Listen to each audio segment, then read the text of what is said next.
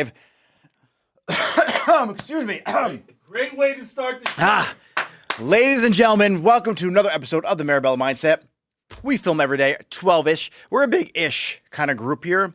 We're just ish, like 12-ish, 12:05, 12:10. Try and get things set up here in the studio. I got James as the producer. James, welcome. We have to get you a mic. We should get you a mic. I'll let people load into the live. I got some fun, exciting stuff. I'm pretty transparent. So Division of Consumer Affairs thinks that I'm a public hair salon, but we're a private hair salon. We could talk about that. We could talk about a lot of things today. But the name of the live today is Let's Talk. And guys, in my DMs, I'm getting a lot of conversations about the struggles that salon owners are dealing with. And it's not supposed to be easy. Like, I know I say this in the past. If it was easy, everybody would own a salon. The harder it is, the more grateful you should be for it, because A, it's going to develop you into the person who truly deserves to be successful. And it's going to make it a lot harder for people to compete at that level you're striving to be at. So if it was really easy to have $1 million salon and there was $50 million salons in your area, well, then how special are you? No, the reason why you're a leader, the reason why you chose this, the reason why you started a hair salon was to do what? Like, what is that thing? What is that why? Why are you doing this? And let me tell you, the common answer I get from people, and it's not like the first answer I get from people, the common answer I get from people of why they're doing this deep down is to prove somebody wrong. And that only goes so far, right? You're letting that person control your decisions because you are putting yourself in a position to always try and prove them wrong. And that's never going to help you win or succeed. I get it. Let that be a chip on your shoulder, maybe a small reason of why you keep on persisting and keep on driving. Here's what happens when you go into business or you're trying to do something to prove somebody wrong. You're always clouded by that person's voice, and you're always trying to prove them wrong on something they said to you that you may not even know, like, what their intention was behind it. So, like, when you're trying to prove your father wrong, trying to prove your old boss wrong, trying to prove the person who said you can never make it wrong, it's fuel for the fire, and I get it. But when things get hard and you have to make a true business decision to pivot, you lack the ability to pivot, which is the right decision, because you're so persistent on proving that person wrong that you keep digging yourself into a bigger hole and a bigger hole and a bigger hole. If it's fueling your success and you're actually profitable and you're getting better and better and bigger and making more money, it's different. If you're not, and you're letting that person drive you and push you further into something that's not successful and causing more pain in your life, you're allowing them to affect you over and over and over again. So that's not where you get your drive from and your passion from or your why from. Your why should be something positive. It should be something impactful to your community, to your family, to yourself, to whatever it is. Your why is the most important thing that will drive you through the hard times in order to be successful. And if you don't revisit your why every single day, then I'm going to encourage you to do that. You should have a note somewhere. I keep them on my phone, and I read it every morning, every afternoon, every night. I read my goals and I read my why. Like, part of my health goal is to dance with my daughter at her wedding. She's not even 2 yet. But every day I want to skip the gym, and I read that in the morning, and I'm like, shit, is this decision of me skipping the gym going to help me dance with her at her wedding? And then it's not. So I have to go do that because it's tied to something bigger. Like, when I wanted to quit drinking, I tied it to being the person I wanted my daughter to marry. Now I have a son on top of that. And, like, part of my why is to show him what it's like to be a man, what it's like to be an earner, protect his family. So my wife can get on my nerves as much as she wants. I'm doing the best I can to show him how do you treat a woman, because that's what he's going to see. So my whys in every area of my life are tied to something I love. Why do you have a hair salon? Why are you in business? What gets you up every morning? Is it to prove somebody wrong, or is it to provide a life for somebody you love? And then it doesn't matter. Like, you have to keep going no matter what. And the person who has a strong enough why will persist through anything and have clarity to make a decision to impact the business in a positive way. But if you're so focused on proving somebody wrong, then you're losing the clarity on what really matters. And that's the message I want to get across today. So many people are trying to prove somebody wrong. And what does that do? It's anger, negative emotion, negative vibration. Look at the vibration chart of human emotions. Anger is low, right? Proving somebody wrong means you're angry. Anger has a purpose, don't get me wrong, but you're always vibing low. You don't have clarity. You're not looking at obstacles and opportunities. You're trying to break through them with grit and anger. When sometimes the best way to go through an obstacle is just to simply walk around it. But you're sitting here so aggressive trying to bust through it, and it's not working for you. And then you give up and you walk away when all you had to do was sidestep 1 foot and walk right around it. That's what business is about. That's when you have clarity on your vision and your why. You can make these clear decisions, the right decision on what's better for the business, for your team, and for your family. But if you're always thinking about proving somebody wrong, that's all you're going to be focusing on. So where your focus goes, energy flows. So if you're focusing on something negative, energy is going to flow to the negative. If you focus on something positive, energy is going to flow to the positive. So I'm going to open this up to some Q&A. James. Instagram is not live. I think we waited too long for that code. No, it's live. Oh, it didn't. No, I didn't hit live here. Yep. There we go. So we lost all that whole thing. Yep. It's coming on now. Shit, I had to hit live. That's why. That was a good rant, though. That's why I didn't interrupt. I was like, I'm just gonna let him go. No, you should have told me. Well, you were crushing it. All right, who's on Facebook and YouTube? Can I spit that again? It was on Facebook and YouTube. No, is anyone live watching right now? No. Oh, cool. All right, ladies and gentlemen. So we're back. We've already shot this live on YouTube and Facebook. If you're joining on Instagram right now, I'll let some people come into the room. I don't know if I can repeat what I just did because it was such a great live. But Go back to YouTube. yeah, if you guys want to watch how I open this, go to the YouTube channel. It's going to be posted live. I'm going to post that rant somewhere on Instagram. But we're talking about your purpose and your why. Like, I get in so many conversations with people in chats, in my DMs, on Facebook, on YouTube, wherever the hell I'm talking about. And one of the biggest issues that people have as owners is it's hard. Yeah, no shit, it's hard. Being a business owner is really hard. But what makes it easy is having a strong enough why. And for a lot of people, their why is tied to proving somebody wrong. And if that's your reason for opening a business to prove somebody wrong, when it gets really difficult and really hard, it's going to get exhausting. If you could tie your why to something you love, something you're passionate about, it's a completely different experience. You have the ability to persist through any obstacle. And you have the clarity to know when it's time to persist through that obstacle or when it's time to pivot. But if you're doing this to prove somebody wrong because your husband said you couldn't do it, your father said you couldn't do it, your old boss said you can't run a salon or you can't own a business, and there's a place for anger. There is a place for you to take that emotion and use it to drive you. But if your sole purpose is to prove somebody wrong, that's not the reason why you should be in business. The reason should be tied to something important, something you love, a strong enough reason. Because what begins to happen is when business gets hard, which it will get hard, you're going to be so angry, you won't have any clarity on your vision, and you're going to keep on trying to pound through the obstacle, when all you need to do is pivot slightly, and success is right over there. It's a side step away. But because you're being driven by anger, which is a negative emotion, you're never going to have clarity on your vision, and you'll never be able to get to that next level. James, how was that? That was much better. That was good? Much better. That's pretty clear? All right. So if you guys are just tuning in right now, we spit this whole great live that was on YouTube and everywhere else. And I'm going to do some Q&A today, guys. So I am only 6 people. We're doing some Q&A in terms of where you're at with your business, what problems you have, what you're struggling with. And we're going to open the floor up to all the channels that we have going on right now. You see the big difference between me saying mentioned you and when I don't, right? Yeah. Yeah. So many people jump on. I should redo the live again. But when it comes to your why is going to be the main thing, the main driver of the success of your business. And if you don't have clarity on that and you're opening a salon and you don't know what it is yet, then you have to get clear on that. It's your purpose for doing everything. It's going to take you so much further than not having it. And Fridays also are slow too because everyone's at work doing their thing. But all right, Q&A. Drop questions, guys. Who has a question about their business? If you guys don't have any questions, then you should have everything you want. Because if you knew everything you need to know, you would have everything you wanted to have. All right, what is a PMA?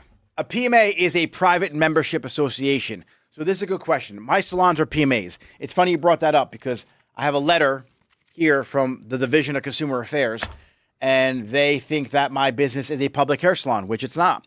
So if they're watching, I got some information for you. So the New Jersey state constitution protects your right to peacefully assemble. It protects your right to have a contract between two citizens, as well as the federal constitution. There's been Supreme Court cases that ruled in favor of private associations. And if you're not catering to the public, the Division of Consumer Affairs only has jurisdiction in the public domain. If you're private, they're overstepping their reach. And I had a conversation today with a gentleman from the office of the New Jersey Attorney General. I don't even know what he does. He's like an investigator. I don't know what he's investigating, but when it comes to like the state boards, and if your state boards are listening, they're not even licensed cosmetologists that are trying to inspect salons. And I want to let you guys know, when you get letters like this, whether it be from the Division of Consumer Affairs, State Board, IRS, anybody, like, it's a letter. It's not the law. It's not in gospel. These are humans, and they make mistakes. This pertains pretty much to America. But there's agencies in every country, and government is known to overstep their boundaries. Like, government has a way of screwing everything up. So when government sends you a letter, it doesn't mean that it's a real letter. It doesn't mean it's factual. It means that somebody hit a button and printed a letter because you came up with some algorithm and they thought that maybe you owe them money. That's not the truth. Like, they're misunderstanding what my business is. They think we're a public hair salon, which we're not. So it's really important you guys understand, when you get these letters from whoever or whatever agency, you have a constitutional right. You have the law, depending on what country you're in. I don't know what kind of law system you guys have, but typically you have to have a hearing in court. You have time to plead your case, explain the facts of the situation, and then typically a judge reviews those facts and makes a decision on who's right and who's wrong. And if you're right, and if you have the facts to prove you're right, then more than likely you're going to win. And if you don't, guess what? You have the right to appeal it and be heard by a higher court. So the stronger your cases, the stronger your facts are, the better you are at proving whatever it is you're trying to prove, which is what I'm going to do with the New Jersey State over here. So, guys, I'm going to jump into some Q&A right now again with you guys. Another question. If you missed the opening of this live, jump to YouTube. It's going to be posted in like probably 5 minutes. It's live. No, but the watch. Oh, you go back and rewind it on the YouTube channel. All right. How do you get your team to sell retail? All right. So the retail conversation again. Here's the problem. If your team isn't confident with the product, right, then they're not going to sell it. And how do you build confidence with your team? You need to build competence with the product. They have to be competent in how to use it. Like, if they don't know how to use a certain product, then how are they going to intelligently tell their client how to use that product? How are they going to use it to its fullest ability? So education is the best way to give them competence on the product, which then would build confidence, which will then give them the confidence to speak to the client about the product. So you have to make sure that you're always educating your team on what products you have coming in. And I know that no one likes product knowledge. If you can tie it to something in the salon, like maybe a social media post, like have each person in your salon once a week dedicate their post to a product knowledge video or a reel explaining, hey guys, I'm using the Red Cup Smooth shampoo.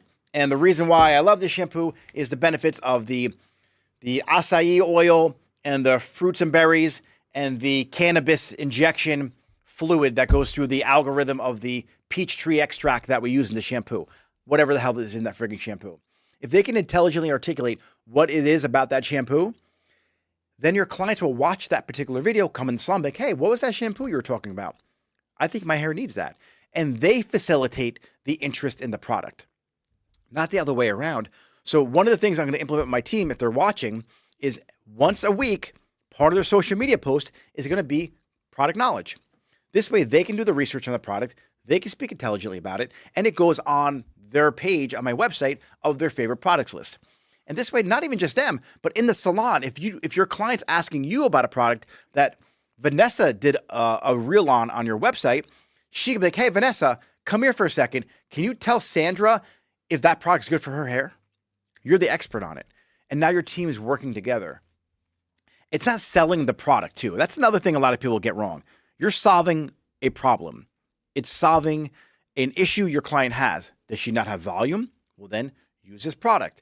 Is your hair oily? Use this shampoo. Do you not have shine? Use this product. So there's a method here.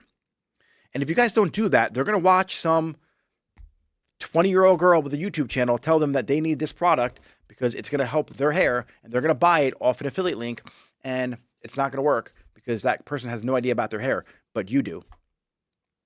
It's your job to help your clients out and make the right decision. You're not selling. You're helping them make a decision. They came to your salon to achieve a look. They came to your salon because you're an expert. Be the expert. That's the most important thing I could probably stress to you guys and stress to you about your team. If you can just have your team have the confidence to speak intelligently about the products will sell themselves. And if you talk to your brands too, your brand should be coming in with product knowledge for you. But if you do that thing I just said, one post per week per stylist in your salon for product knowledge on everything you carry, that will immensely increase your ability to sell retail. Here's the other thing for you guys with the front desk. The conversation needs to be had about the product they purchased last time. Hey, Barbara, you bought the Alurum finishing spray. How did you like it? Was it good, too sticky, too strong a hold, too soft to hold? I want to put some notes in the account so if we have a product that maybe works better than that, we can recommend it for you. Or at least know not to recommend products like that. And if a client of ours who doesn't like stronghold hairspray, we can also let her know this one may not be the right fit for her. So you want to engage in conversation about the product as well. And your front desk can do that. As a stylist, you should be doing that. And then if it worked for her, great. Are you almost done? Would you like another one? And then you can start really like solving the problems of their hair routine with the products, because very rarely, if you're a good salon, does somebody leave the salon and be like, my hair looks like shit. It always looks better when somebody else does it. The only way to duplicate that is to duplicate the whole experience in every step that you do on their hair, from the shampoo to the finishing spray, start to finish. And they may have to buy everything at once, but if they buy the product, they're going to be able to probably have a better chance of duplicating it. Now, if you're a salon, 100% you should advertise I price match. I price match Amazon, I price match everywhere, except for like these shitty websites that are out there that are just discounting products because they're backed up on inventory and they're probably a distributor who's just selling it out the back door. So they want to liquidate their cash flow. But price match Amazon. Like if you price match Amazon, you're 100% fine, because some good brands actually raise their prices 20% on Amazon. Not all. So it's actually more expensive probably on Amazon than it is in your salon. But you have margin in there to play with. Take 10, 20% off. That's cool. That's 100% cool. All right. How do you deal with returns of products? All right. Here's how I deal with returns in general. I give 100% money back guarantee on the services and the products in my salon when you purchase it from us here. I don't do it online because I can't really control what happens in the shipping and what you do when you ship it back. But on my online, if I sell you a shampoo that I know works for you and it doesn't work for you, I will give you back your money or exchange it for something that I think might work better.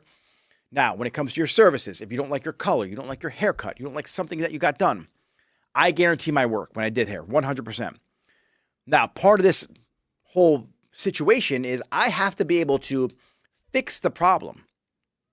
If you you have to allow me to fix the problem. I'm not going to charge you again for it. And you have to be happy. If you're happy, then we're good. I don't need to refund you. Now, if I try and fix the problem and you're still not happy and you want your money back, here's your money back. Here's the caveat to that. If you ever want to come to my salon again to get your hair done, you have to pay for that first service, at least from me, right? So if you want to come back to me again and do your hair, which I don't know why, because you weren't happy, you have to pay for the first one we refunded you, and then you're paying additional for that second one. That's how I work that 100% guarantee policy in my salon. Now, if you want somebody else to fix your hair in the salon for the whole money back thing and the whole 100%, you're going to leave your hair or your money back, then the dollar amount that went to one stylist will get transferred to the stylist who has to fix it. That's how I worked that deal out. To be honest with you, I gave one person her money back only because she was lying to me about the hair. Now, this particular client, we're going to like a pale pink on her hair. So we bleached her out. It was a 2-step process. She had like box dye in there. She had layers of color. It was all day in the salon, and like we were exhausted. We bleached out as much as we could. Her hair was still in decent condition, like good condition. And I toned it. She was gonna come back. It was like a Friday or Thursday we did her hair. I was like, give your hair a break. Gave her a treatment to take home with her hair. And I told her, come back on Wednesday. All we needed was like another probably half hour just to lighten it. But her hair was getting to the point where I wanted to give it a break. Now, she came in the next day, or it was like Thursday, whatever it was. It was like a day or two later. And she told me, hey, can I talk to you for a second? Absolutely.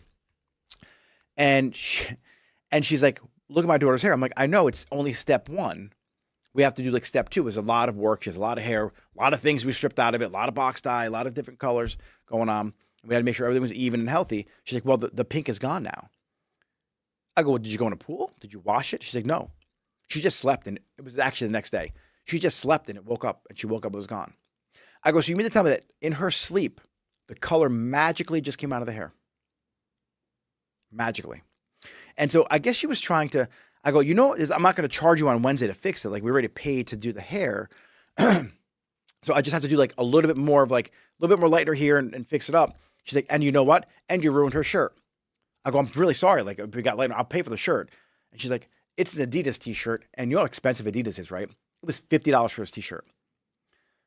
And like, there was a Marshalls or whatever next door. It was probably a $10 t-shirt. But she was under the impression of trying to take advantage of me at that point in time. So I simply said, here's your money for the hair. Here's your money for the shirt. She's like, no. Well, the shirt it's $50, but I don't need it because I'm like, no. You're in front of your daughter. So this is an integrity thing. If you're lying in front of your daughter saying you paid $50 for a t-shirt, that's the issue you have to take up with her. That's your character on the line right here. So I literally gave her the money for the shirt. I said, thank you very much. Please go somewhere else. And they didn't want to take the money. They wanted to keep coming. I'm like, listen, I don't want to do this anymore. Thank you very much. And then I got rid of her, which leads me into the firing client conversation. But you have to make sure if you stand by your work, you stand by your work. To me, it wasn't worth being taken advantage of by somebody. So I simply just gave him back the money. Like, her daughter's hair would have came out amazing. Like, you can look at my work in my Instagram, scroll down far enough from all my talking videos. Like, I'm great at doing hair. And so as a hairstylist, you have to be confident, understand if you're great at doing hair, you should guarantee your work. I do. You're going to get crazy people here and there. And it's up to you to understand, hey, let me fix your hair. Here's the picture. Does it not look like this? Because it looks like this. This is a picture you showed me. Where are we going wrong here? And it's funny. I was talking to one of my coaching clients about this. And there were some issues with clients that he had with this whole conversation about hair. And I've had these conversations with people in the past. And women, and this is men and women are both different. We both have different thinking processes for the most part. But sometimes women, when they get to and men too, obviously I can't separate the two of them, but women have more pictures of their hair and a look that they wanted to have. And they bring a picture in when they were like 25, 26, maybe right when they first got married again. And in their mind, the hair they had then was a reflection of the life they had then. And so when they try and get the hair from that era of their life, they're trying to relive in a moment of the past. And so you want to make sure you can articulate to them, hey, Nancy, if I give you this hair, right? First off, that's not you anymore in that picture, but you want to make sure you're clear on that's not your hair anymore either. Like, yeah, we can do that look on you, but your hair's not the same. So there's a lot of conversations as a hairstylist you need to have with people about delivering the picture they give you. And so if you're talking to the person, is it the hair you want, or is it that you want that part of your life back again?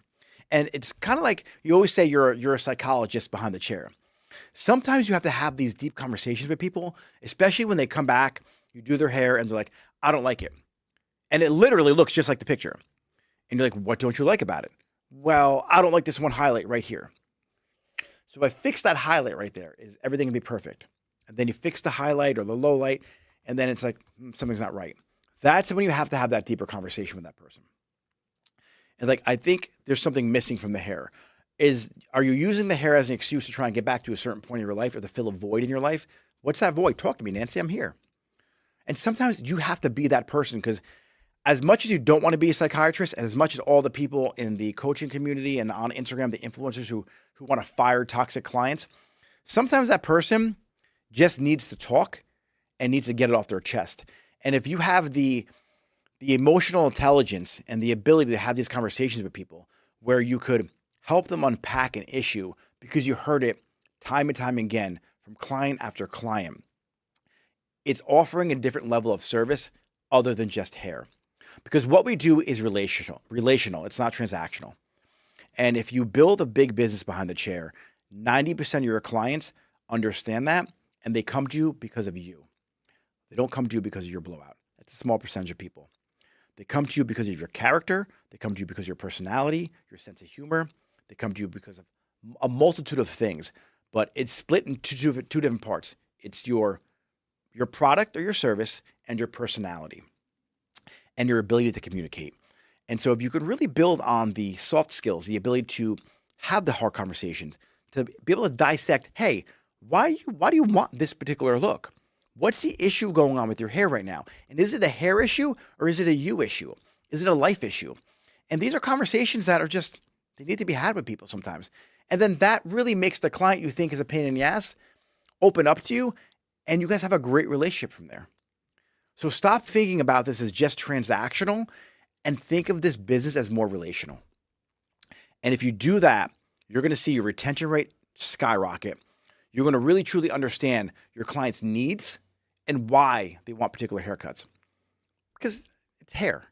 It's not surgery. No one's going to die if you tone them too dark. No one's going to die if you tone them too light. Everything's pretty much fixable, except for haircuts. It takes a little while to fix. But for the most part, there's a reason why somebody is having a bad day. And sometimes they're using you as the excuse for the bad day because they don't like their hair, when in reality, they asked for what you gave them, and it's something else. So you can repair a relationship or kind of maybe fix that problem with a toxic client, quote unquote toxic client. I hate the word toxic, but just by having the conversation about what's really wrong. And if you don't want to do that, you don't have to do that. Like, your job is to do someone's hair, not be their therapist. But for me, I enjoy having a client relationship, and I enjoy the relationships that I've had with my clients. I love them all. And now that I'm not doing that anymore, I have a similar situation with coaching clients. So if you guys don't know, I help you guys grow and scale your salon business. If you want more help doing that and having these conversations one-on-one, DM me the word grow in the Instagram chat. But we'll get back on to the conversation. You need to make sure that you have the ability to have hard conversations. And if you don't, and you're building your business, what's going to happen is you're going to wear the energy that your clients dump on you, not intentionally. They're just going to do it because they have to vent to somebody. And the conversations they have with a client when their husband dies, when they're going through a divorce, when they get fired, when a kid is sick, when they lost a baby, like, these are things that you have to have like in the chair on the fly. And you need to be able to learn how to cleanse that energy from you, to carry on the smile for the next client, and then be able to have the conversation with that client to make them feel welcome and they're in a safe space, and you can support them with knowledge. This is why reading every day is so important, to better yourself in the communication area of doing this field. If you guys think this is just about doing hair, you're going to only make so much money behind the chair. It's way more than just doing hair. And then if you're a stylist who you one day want to open a salon, guess what? You're going to have a team. So now you're dealing with the energy of your team, and you're dealing with the energy of your clients that come in the salon. So the quicker you master these skills, the more successful you'll be in every area of your life, not just with your clients, but even when you go home, when you're dealing with your wife, your husband, your kids, like dealing with the aunt, dealing with the uncle, like, these particular skills will carry in every area of your life. So that is the live for today, ladies and gentlemen. If there's any more questions in the chat, please let me know. Guys, if you're looking to grow and scale your salon business, if you're like, shit, I have a team, but I can't lead them, they don't listen to me, I can't sell retail, DM me the word grow. Let's get it figured out. I got 5 locations, 4 regular salons that I own, 1 affiliate salon. I'm looking to grow. I got 2 more on deck right now for this year before it's over.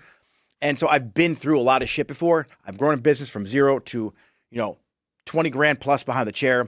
Whatever you're dealing with, I've seen it before. So DM me the word grow. If I can't help you, I'll point you in the right direction.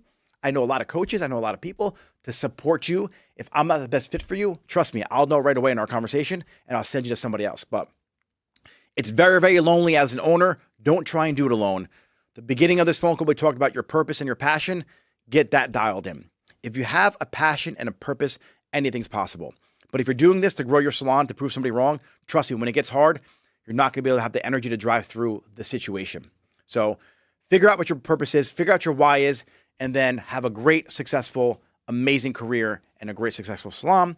You guys are amazing. Have a great weekend. We're live again on Monday. If you want to catch the beginning of the podcast, go to YouTube. It will be under the Lives tab, and I will see you later, guys. Goodbye.